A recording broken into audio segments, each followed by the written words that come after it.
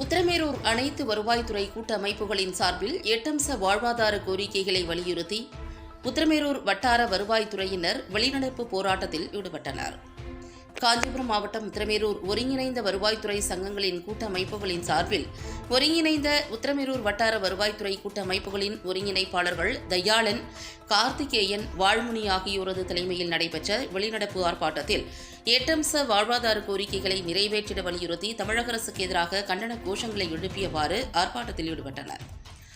வருவாய்த்துறையினர் பணியின் போது உயிருக்கு பாதுகாப்பற்ற சூழல் நிலவுவதால் பணி பாதுகாப்பு சட்டத்தை உடனடியாக நிறைவேற்றிடவும், காலியாக உள்ள வருவாய்த்துறை பணியிடங்களை உடனடியாக நிரப்பிடவும், பணித்தன்மை, பணி பளுவை கருத்தில் கொண்டு அனைத்து நிலை ஊழியர்களுக்கும் மேம்படுத்தப்பட்ட ஊதியம் வழங்கிடக் கோரியும், பணியின் போது உயிரிழக்கும் அரசு ஊழியர்களின் வாழ்வாதாரத்தை கருத்தில் கொண்டு கருணை அடிப்படையில் குடும்பத்தினருக்கு பணி வழங்கிடக் கோரியும் உள்ளிட்ட 8 அம்ச கோரிக்கைகளை வலியுறுத்தி அலுவலக பணி நேரமான மாலை 5 மணிக்கு தொடங்கிய ஆர்ப்பாட்டமானது 6 மணி அளவில் நிறைவடைந்தது.